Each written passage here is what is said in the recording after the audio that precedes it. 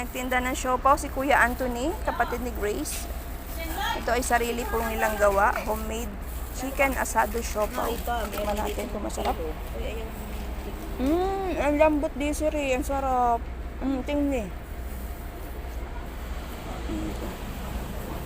Nalok po ako ng asawa si Ate Jean. Dumaan din sa store. Ayan. Bumili kami 3 peraso. Tikmi daw ang sarap. Dapat ay 3 for 100 kuya. Ang sarap ng coffee. Oo.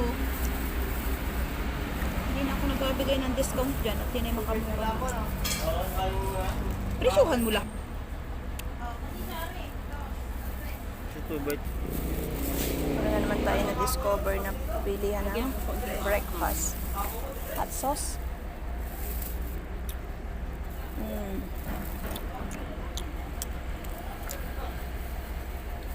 May egg, salted egg pa siya.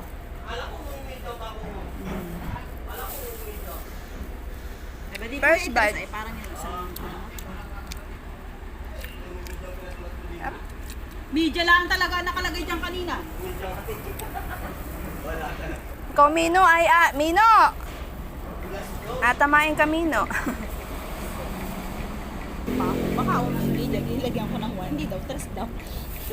First bite, second bite. Sarap ano?